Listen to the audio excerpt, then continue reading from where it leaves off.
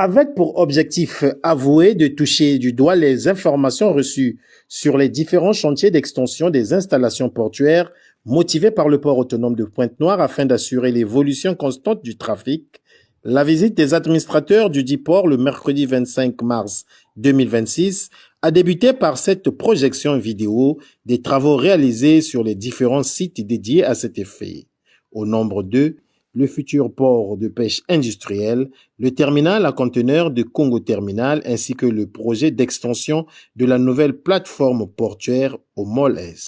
Conduite par Jean-Louis Osso, président du conseil d'administration du port autonome de Pointe-Noire, la délégation des administrateurs qui a débuté la visite de terrain au quai G4 de Congo Terminal a été reçue par Anthony Samzun, directeur général de Congo Terminal, et ses collaborateurs. Avec la délégation, ils ont longuement échangé sur les activités menées et apprécié les capacités d'accueil des navires à cet endroit précis.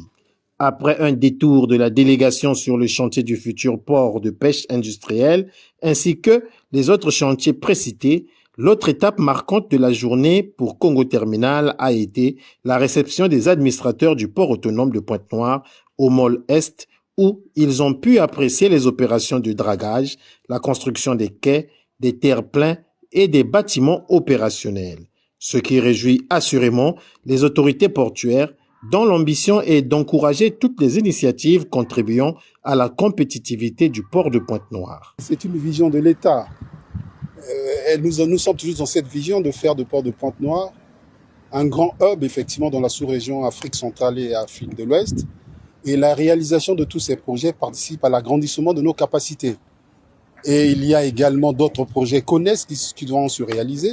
Le 25 février, son Excellence le Président de la République, Denis Sassou Nguesso, a posé la première pierre de la route stratégique majeure du corridor 13 qui va relier Brazzaville, Bangui et Djamena. Et tous ces corridors-là, ce sont des voies effectivement de circulation des marchandises. Et lorsque nous avons un grand port en eau profonde, le port maritime de Pointe-Noire, effectivement, c'est des projets qui vont effectivement en adéquation avec ces éléments. Donc, ça renforcerait la capacité du port de Pointe-Noire. Et en ce qui concerne la compétitivité, effectivement, la compétitivité, nous partons d'abord des capacités que nous sommes en train de mettre en place. Nous avons visité effectivement les travaux de grands chantiers d'infrastructure, d'agrandissement du port, de renforcement des enrochements des quais. Et tout cela procède à ce que nous allons effectivement mettre en place des éléments essentiels qui feront que nous serons toujours compétitifs sur notre côte atlantique.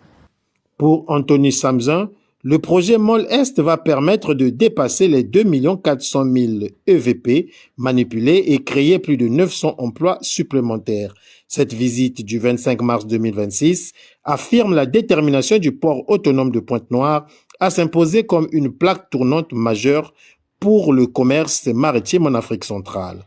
Aussi, les nombreux investissements réalisés par Congo Terminal permettent à l'entreprise de confirmer son rôle de moteur du développement économique et logistique de la République du Congo.